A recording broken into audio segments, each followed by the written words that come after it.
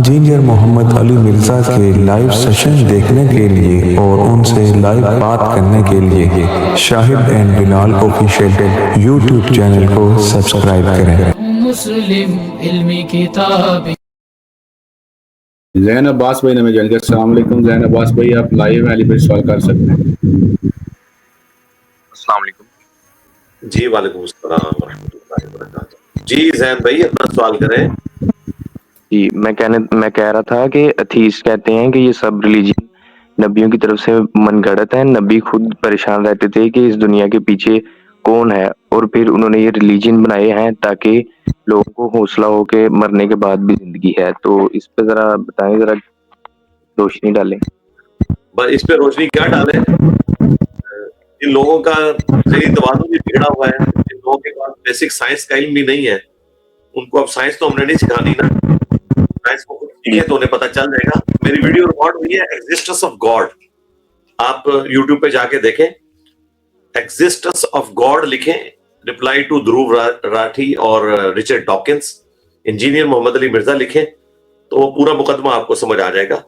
پیغمبروں کا تو اس سے لینا دینا ہی کوئی نہیں بھائی، پیغمبر نہ بھی ہوتے تب بھی خدا اپنی جگہ موجود ہے، اور خدا کسی پیغمبر کا محتاج نہیں ہے اپنے تعارف کے لیے۔ خدا اپنی قدرتوں سے اتنا عیاں ہے کہ پیغمبر تعارف نہ بھی کرواتے تب بھی خدا کا تعارف ایک بیسک لیول کے اوپر ہر انسان کو ہے۔ پیغمبروں کا فائدہ یہ ہے کہ وہ ہمیں یہ بتاتے ہیں خدا ہم سے چاہتا کیا ہے۔ پیغمبر اس لیے دنیا میں آتے ہیں، باقی پیغمبروں کے تعارف کے بغیر بھی یہ کائنات کی ہر چیز بول بول کر اپنے کریٹر کی خبر دے رہی ہے۔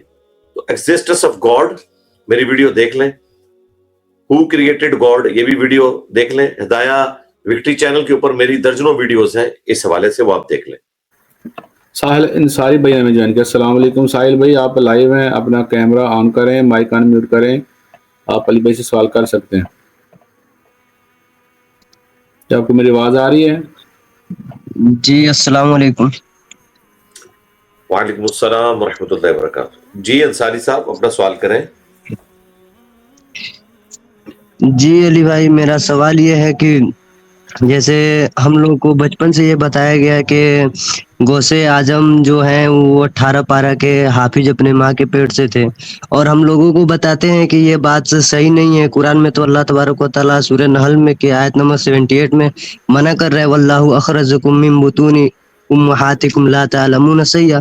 تو وہ ہمیں آگے سے عیسیٰ علیہ السلام کے واقعات پیش کرتے ہیں کہ عیسیٰ علیہ السلام بچپنے میں جب وہ چھوٹے تھے تبھی کلام کیے، تو غوث اعظم بھی 18 پارہ یاد کر سکتے ہیں۔ اور پھر وہ ڈاکٹروں کا دعویٰ پیش کرتے ہیں کہ ڈاکٹروں کا کچھ اسپیچ ہے دیتے ہیں کہ وہ جب وہ 18 وہ کیا بولتے ہیں 18 ہفتے کا جو ماں کے پیٹ میں بچہ رہتا ہے تو وہ سننے کی اس میں چھمتا پیدا ہو جاتی ہے، اور جو جب 24 ہفتے کا ہوتا ہے تو وہ باہری چیزیں بھی سن سکتا ہے، ایسا مطلب ڈاکٹروں کا کہنا ہے۔ تو یہ دلیل وہ لوگ ہم کو پیش کرتے ہیں، اور ہم ٹھیک ہے، میں سوال آ گیا آپ کا، جی مجھے سوال سمجھ آ گئی ہے آپ کی، میں جواب دیتا ہوں۔ جی جی پہلی بات ہے کسی ڈاکٹر نے نہیں کہا کہ باہر سے سن کے کوئی حفظ کر سکتا ہے، یہ تو بالکل جھوٹ ہے، یہ تو کسی ڈاکٹر نے نہیں کہا۔ سننا تو اور چیز ہے، سننے کو تو ہم مانتے ہیں، لیکن یہ کہنا کہ کوئی حفظ کر لیتا ہے یہ بالکل غلط ہے۔ دوسری بات جو کہتے ہیں کہ عبد القادر جیلانی نے بچپن میں حفظ کر لیا تھا تو اس کی دلیل عیسیٰ ابن مریم ہے، تو بھئی عیسیٰ ابن مریم تو بغیر باپ کے پیدا ہوئے ہیں، تو عبد القادر جیلانی کا بھی باپ کوئی نہیں تھا، یہ تو میری طرف سے پھکی لے جائے۔ ان کو کہ عبد القادر جیلانی کا تو باپ تھا، تو اگر عیسیٰ ابن مریم کی مثال کسی نے دینی ہے تو کسی بزرگ کے بارے میں یہ بھی ثابت کرے نا کہ بغیر باپ کے پیدا ہوا ہے۔ تو آج اگر آپ کسی کو کہیں نا کہ بغیر باپ کے پیدا ہوا ہے تو یہ تو اس کے لیے گالی ہے۔ یہ صرف حضرت عیسیٰ کا معجزہ ہے، ان کے بعد کسی کو حاصل نہیں ہے، یہ بالکل جھوٹ ہے۔ اور اگر کسی کو حاصل ہے تو یہ مانے اب ان کے بزرگ بغیر باپ کے پیدا ہوئے ہیں، تو جب آپ ان کو کہیں گے کہ تمہارے بزرگوں کا باپ جو ہے وہ کوئی نہیں ہے تو یہ تو ان کے حق میں گالی ہوگی۔ عیسیٰ ابن مریم کے حق میں یہ معجزہ ہے، ان کے بزرگوں کے حق میں یہ گالی ہوگی۔ یہ خود مانتے ہیں کہ بغیر باپ کے کوئی نہیں پیدا ہوا ہوا۔ تو یہ نان سینس بات ہے کہ کسی پیغمبر سے کوئی بات لے کر اور اپنے بزرگوں کے اوپر اسے جسمہ کر دینا، یہ بالکل غلط بات ہے۔ وہ اللہ کے پیغمبر تھے، ان کو منوانا اللہ تعالیٰ نے اس انسانیت کے اوپر لازم کیا تھا، اور وہ ان کو معجزات دیے تھے۔ اس طرح کے جو معجزات جو یہ کرامات کے نام سے انہوں نے مشہور کیے ہیں، کرامت کو ہم مانتے ہیں، آج بھی ہماری ویڈیو اپلوڈ ہوئی ہے اور جس میں نے عبد القادر جیلانی کی طرف جو منسوب کرامات ہے، غوث پاک کا دھوبی اور غوث پاک نے لوٹے کی ٹوٹی سیدھی نہ ہونے کے اوپر مرید کو جلا کے راکھ کر دیا، تو میں نے تو اس کا پوسٹ مارٹم کیا کہ یہ ساری کی ساری چیزیں خلاف سنت ہے، یہ تو بالکل حرام کے اوپر مبنی چیزیں ہیں، یہ کرامت تو نہیں ہے، حرام کام کرامت کیسے ہو سکتی ہے؟ ٹھیک ہو گیا؟ چلیں دوسرا سوال کر لیں۔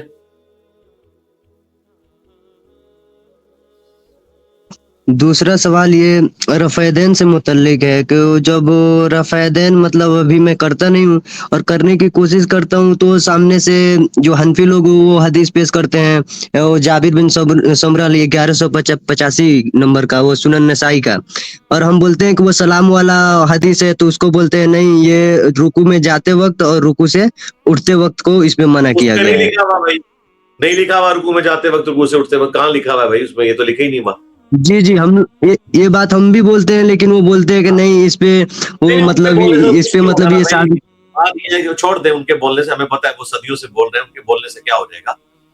اس میں تو لکھا ہے کہ ہاتھ اٹھانے سے منع کیا، اور اگر ہاتھ اٹھانا ہی منع ہے تو پھر تو پہلے والا بھی اٹھانا منع ہونا چاہیے، مطلقاً اگر منع ہے پھر تو وطر کا بھی منع ہونا چاہیے، عید کے بھی 6 منع ہونے چاہیے جو یہ بھی کرتے ہیں۔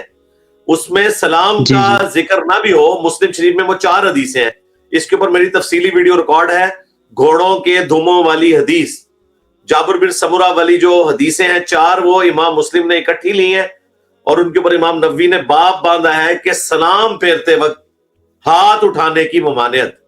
اس میں 2 حدیثوں میں ذکر موجود ہے، 2 میں تو ذکر ہی نہیں ہے کہ کس موقع کے اوپر ہاتھ اٹھانے کی ممانعت ہے، لیکن 2 میں ذکر موجود ہے کہ صحابہ کرام سلام پھیرتے وقت ہاتھ اٹھاتے تھے، تو نبی اسلام نے کہا کہ اپنے ہاتھوں کو زانوں کے اوپر رکھو۔ اور اگر یہ وہ والی حدیث لیتے ہیں جس میں صرف ہے کہ ہاتھ نہ اٹھاؤ، پھر تو پہلے والے بھی نہیں اٹھانے چاہیے، اس میں یہ تو نہیں لکھا ہوا کہ پہلے والے اٹھا لو اور بعد والے نہ اٹھاؤ، ٹھیک ہے؟ یہ پکی ہے، لے جائیں۔ صحیح ہو گیا؟ چلیں، آپ کو دونوں سوالوں کے جواب مل گئے، اب آپ تصویر بنوا لیں، پکچر لے لیں۔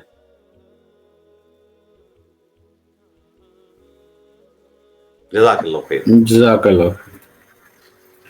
محمد حذیفہ بھائی نے ہمیں جوائن کیا۔ السلام علیکم محمد حذیفہ بھائی، اپنے وعلیکم السلام علی، کیا حال ہے؟ ٹھیک ہے جی وعلیکم السلام ورحمۃ اللہ وبرکاتہ۔ جی حذیفہ بھائی، کہاں سے آپ؟ میں فی الحال، ویسے تو میں لاہور سے ہوں، لیکن فی الحال میں سیالکوٹ میں ہوں۔ جی اپنا سوال کریں۔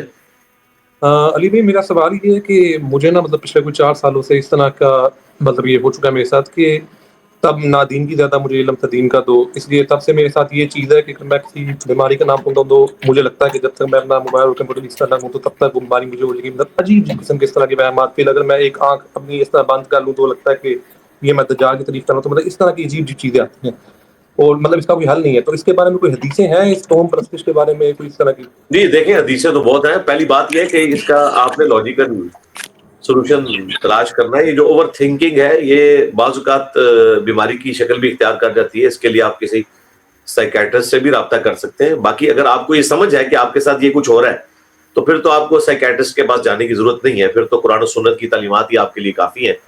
جب آپ کو پتہ چل گیا کہ یہ اوور تھنکنگ ہے اور خام خواہ چیزوں کو سوچنا ہے، تو میرے بھائی اس کی طرف آپ نے توجہ نہیں دینی۔ نبی اسلام نے اس طرح کی چیزوں پر توجہ دینے سے اور اوور تھنکنگ کرنے سے منع فرمایا، حتیٰ کہ بخاری مسلم میں حدیث ہے، نبی اسلام نے فرمایا کہ اللہ تعالیٰ نے میری امت سے جو دل میں خیالات خود بخود آ جاتے ہیں ان سے درگزر فرما دیا۔ صحیح مسلم میں ایک حدیث ہے کہ صحابی نے عرض کیا، یا رسول اللہ، بعض اوقات ایسے برے خیالات آتے ہیں کہ ہم جل کر کوئلہ ہونا تو برداشت کر لیں گے، لیکن یہ نہیں چاہیں گے کہ ہم اپنی زبان سے ان چیزوں کا ذکر بھی کریں۔ تو آپ نے فرمایا یہ عین ایمان ہے، یعنی یہ تمہارے اندر ایمان ہے کہ تم اس کو برا سمجھ رہے ہو جو آپ کے دل پہ آ رہا ہے یا آپ کے دماغ میں آ رہا ہے، اور آپ اس کا ذکر نہیں کر رہے۔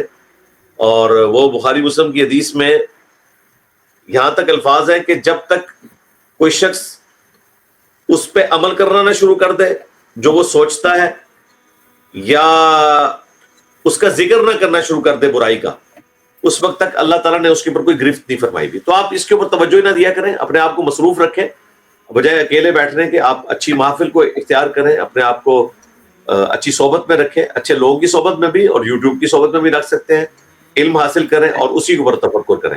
اللہ تعالیٰ آپ کے لیے آسانی فرمائے. آپ کے لیے وظیفہ جو ہے وہ لا الہ الا انت سبحانک انی کنت من الظالمین، یہ آپ اٹھتے بیٹھتے پڑھا کریں، اس کا ترجمہ ذہن میں رکھتے ہوئے اللہ تعالیٰ آپ کے لیے انشاءاللہ آسانیاں فرمائے گا. دوسرا سوال کر لیں.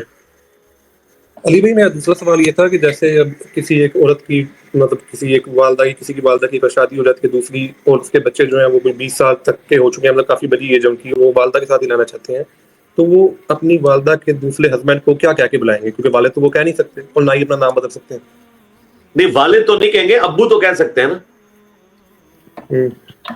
والد کا لفظ نہیں بول سکتے. والد وہ ہوگا جو آپ کا بگوٹن والد ہے. ابو جو ہے نا یا باپ، وہ آپ اپنے چچا کو بھی بول سکتے ہیں، اپنی ماں کے دوسرے والے ہسبینڈ کو بھی بول سکتے ہیں، والد نہیں بول سکتے نا. تو والد، اور دیکھیں امہات المومنین جو ہیں ہم ان کو والدہ نہیں بولتے. آپ نے کبھی غور کیا؟ میں نے کبھی نہیں بولا کہ ہماری والدہ سیدہ عائشہ، میں ہمیشہ بولتا ہوں ہماری ماں، ہماری اماں. ٹھیک ہے؟ اور نبی اسلام کے لیے میں بولتا ہوں کہ وہ ہمارے روحانی باپ ہیں. ٹھیک ہے؟ روحانی والد نہیں کبھی بھی بولا. ولد جو ہے وہ بیگوٹن کے لیے استعمال ہوتا ہے. رسول اللہ ہمارے روحانی باپ ہیں، آپ کی بیویاں ہماری روحانی مائیں ہیں. ماں اور باپ آپ کسی بھی بڑے کے لیے جس کے ساتھ آپ کا اس طرح کا رشتہ ہے یا احترام کا رشتہ ہے وہ بول سکتے ہیں. تو ان کو والد تو نہیں آپ کہیں گے نا، آپ ابو کہہ سکتے ہیں، ابو جی کہیں ان کو. ٹھیک ہے؟ بابا کہہ سکتے ہیں، اور یہ کہہ سکتے ہیں یہ میرے باپ ہیں، یہ آپ بول سکتے ہیں. ٹھیک ہے؟ چلے پکچر بنوا لیں. شکریہ علی بھائی.